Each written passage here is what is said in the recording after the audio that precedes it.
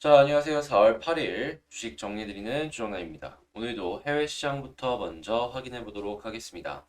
일단 오늘 같은 경우에는 주요 기술주들을 중심으로 큰 폭의 하락세에 대한 반발 매수세가 유입되는 모습이 보여지면서 지수는 전체적으로 반등 마감하였습니다.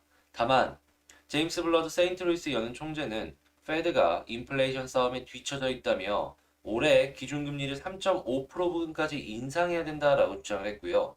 라팔 보스틱 애틀란타 연은 총재는 페드의 목표는 가능한 오랫동안 성장세를 유지하는 것이라며 중립적인 수준까지는 신중한 방식으로 정책을 이동하는 것이 매우 적절하다라고 이야기를 하며 연준 이사들의 매파적인 발언은 계속되고 있는 걸 확인을 할 수가 있겠습니다. 또한 주간 실업 청구 건수를 확인을 했을 때 54년 만에 최저치를 기록했거든요. 지금 고용이 굉장히 좋다라는 것인데 고용이 좋으면 보통 금리 인상을 하는데 굉장히 중요한 근거로서 작용을 해가지고 금리 인상까지도 쉽게 연결이 되고는 하죠. 하다 보니 경제는 살아나고 있는 것으로 보여지겠지만 이게 금리 인상까지도 빠르게 연결이 될 수도 있겠구나.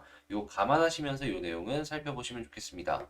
자, 그리고 러시아가 유엔 인권 이사회에서 사실상 퇴출된 것으로 전해졌어요. 러시아 쪽의 국제사회에서의 이 발언권이 줄어드는 걸 계속해서 볼 수가 있겠고, 당연히 여기에서도 이게 끝이 아닐 거 아니에요. 리스키한 모습들이 연결이 될 수 있기 때문에 감안하면서 연결해서 봐야 될 필요가 있어 보이겠다. 이렇게 정리할 수 있겠습니다. 자, 국제유가는 96.03달러, 마이너스 0.21% 하락 마감했고, 채권은 혼조에 달러는 강세, 금은 상승했습니다. 자, 조금 더 디테일한 내용들을 보기 위해서 뉴스를 보면서 하나씩 살펴보도록 하겠습니다. 일단 미국 2월 소비자 신용이 418억 달러 증가했다라고 합니다.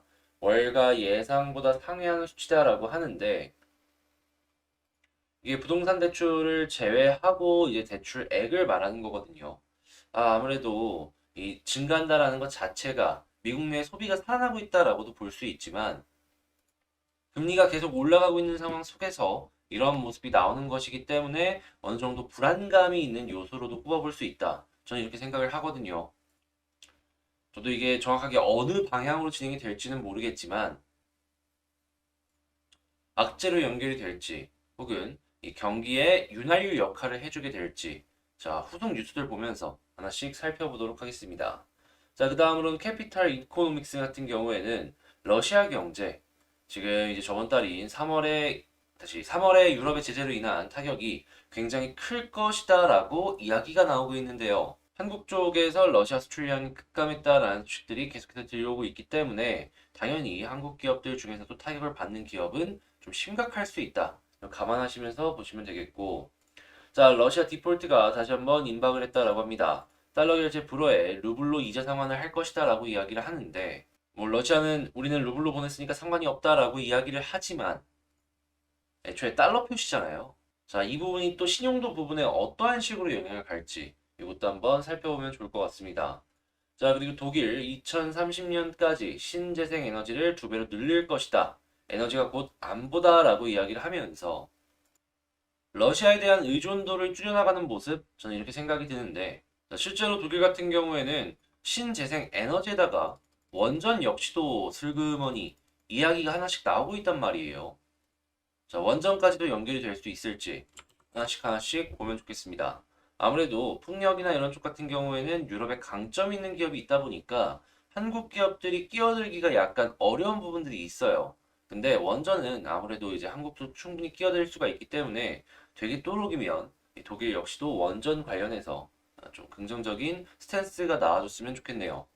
자, 그 다음으로 중국 코로나 확산에 이 스마트폰 시장은 위축이 되었는데 애플은 성장했다라고 해요. 그러면 여기서 보면서 우리가 느낄 수 있는 건 애플의 부품을 공급하는 회사는 더 올라갈 수 있을 것이고 그 이외의 스마트폰, 뭐 삼성이나 화웨이 쪽에 부품을 납품하는 회사들 같은 경우에는 좀 안 좋을 수 있겠구나.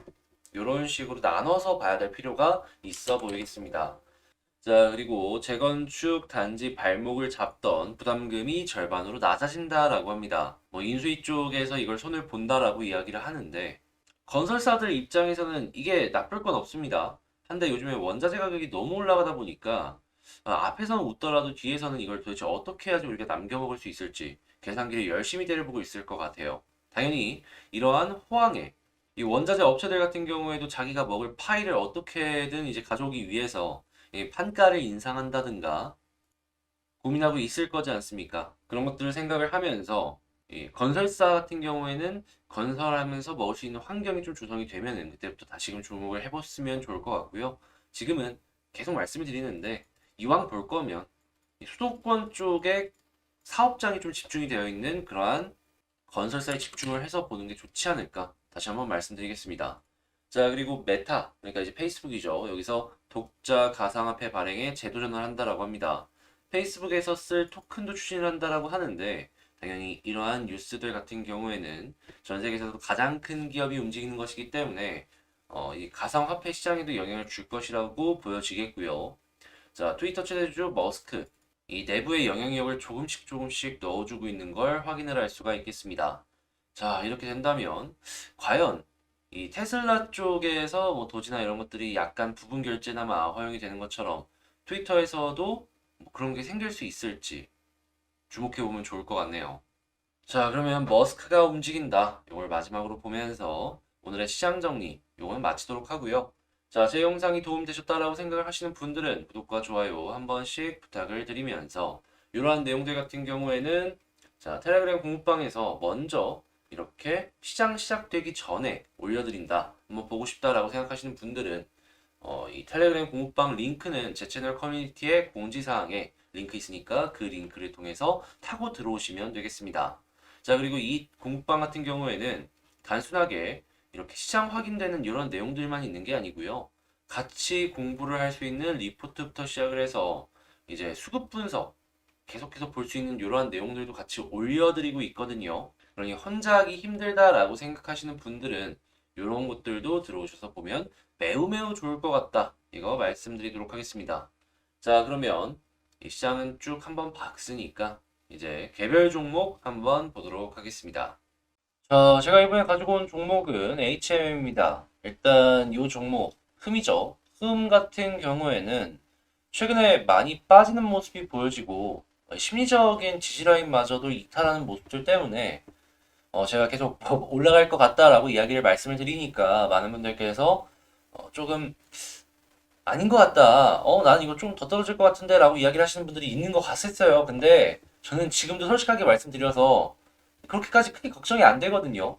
왜 그런지에 대해서 지금부터 그냥 하나씩만 안내를 도와드리도록 할게요. 일단 먼저 이게 왜 떨어졌는지에 대해서 알아야 돼요. 자, 근데 이 한국의 운임사 같은 경우에는 무조건 이 중국의 영향을 받을 수밖에 없거든요. 그런데 지금 중국이 올스톱 됐죠. 이게 뭔 소리냐면 이 물건을 뽑아내서 그거를 배에 실어야지 이게 돈을 내는 건데 공장 자체가 멈췄다 보니까 물건이 안 뽑혀지고 있는 거예요. 그럼 배들은 어떻게 합니까? 쉬죠. 쉬어요, 그냥. 그러면 공급은 일정한데 수요가 줄어들었으니까 가격이 줄어드는 건 당연한 거 아닙니까? 그래서 최근에 이 상하이 컨테이너 운임 지수나 중국 컨테이너 운임 지수가 떨어지고 있다라고 생각을 하시면 됩니다. 근데 해외는 어떤지 볼까요? 홀빈스 보세요. 고점에서 유지되고 있죠. 이걸 보면서 생각할 수 있는 건 중국 이거 봉쇄 풀리면 이렇게 될 수도 있겠다. 그리고 무엇보다도 봉쇄 이후에 항상 올라갔던 거를 생각을 해보면 더 많이 갔거든요. 이전 고점보다. 뚫을 수도 있겠다. 여러분들 한번 공장주라고 생각을 해보십시오. 우리는 매년 X라는 돈을 벌어야 돼요. 근데 봉쇄 때문에 마이너스가 됐습니다. 근데 최소한 이 X라는 값은 회복을 시키기 위해서 노력을 할 거 아니에요. 그럼 공장을 풀로 돌리겠죠. 그럼 물건은 단기간에 쭉쭉 뽑힙니다. 했을 때 또 이때는 배 공급이 일정한데 수요가 폭등을 해가지고 배 가격이 올라갑니다. 물류도 지연 나오는 거예요. 했을 때 운임지수 어떻게 된다? 올라간다. HMM이 버는 돈 대비 항상 저평가를 받았던 이유가 뭐였습니까? 물론 이 경영권의 문제, 이 전환사채의 문제도 있었겠지만 운임지수가 떨어질 수 있다. 이 피크아웃 우려도 컸거든요. 근데 이게 피크아웃 우려가 조금 더 길어질 수도 있는 거예요. 지금처럼 큰 돈 버는 게 길어질 수도 있다라는 거죠. 그러면 큰 돈을 길게 벌 수 있다라고 하면은 이 회사 같은 경우에는 현금이 두둑하게 쌓일 수 있으니까 더 높은 평가로까지 연결이 될 수 있겠죠. 그래서 제가 크게 걱정이 없다라고 말씀을 드리는 거예요. 봉쇄가 풀리기만 하면은 뚫고 올라갈 가능성 충분히 있으니까. 자, 그리고 여기서 만약에 반등하는 모습 보여주면은 어떤 거 그려집니까? 조금 더 떨어지더라도 이렇게 나와요. 이게 뭔 소리예요? 어깨 머리. 역회된 숄더 나온다는 거예요. 그러면 이랬을 때 올라가기 시작을 하면은 상승 나왔을 때 본격적으로 쭉쭉 올라갈 수도 있겠죠. 그랬을 때 위쪽의 저항 포인트는 대략 이쯤이 되지 않을까. 얼마 그렇게 높지도 않잖아요. 여기 이렇게 딱 뚫어주면 쭉 갈 수도 있을 것이다라고 저는 생각합니다. 그러면 이 부분이 1파가 되는 거고 이 부분이 2파가 되는 거예요. 그리고 제가 생각했을 때 그때쯤은 이 수급도 많이 바뀌어줄 거라고 생각을 합니다. 지금 수급이 많이 꼬여가지고 계속 떨어지는 건데 바뀌는 순간 쭉쭉 갈 수 있는 거죠. 그래서 얘네들이 저희보다 먼저 중국 쪽의 정보를 얻고 저가 매수를 할 수가 있거든요. 그래서 수급을 먼저 봐야 될 필요성은 말하지 않아도 아실 것이다. 그리고 얘네들이 움직이는 거를 좀 참고하면서 보면은 더욱더 좋은 결과물 만들어 나갈 가능성이 높아 보이겠다.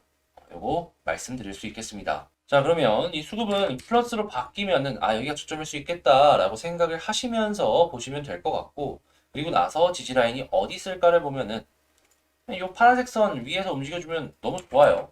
이외에는 뭐 특별하게 있는 게 있나 보면은 뭐 월봉상에 여기 지켜주면 좋긴 한데 그때도 이탈 했다가 바로 올렸잖아요.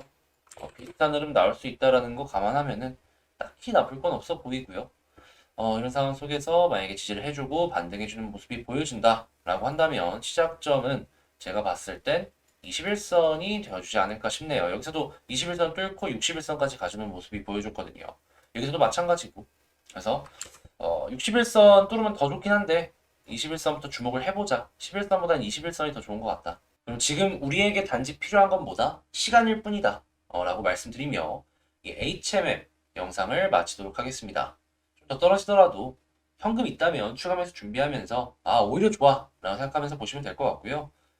만약에 그렇게 될 형편이 안 된다 라고 한다면 그냥 조금 더 길어질 뿐이다. 언젠가 내 자리에 오겠지. 근데 그게 그렇게 오래 걸리지는 않을 것 같아 라고 생각을 하시면서 보시면 좀 마음 편하게 버텨나갈 수 있지 않을까 싶어요. 자, 이렇게 HMM에 대해서 분석 끝냈는데 구독, 좋아요 잊지 않아주시겠죠?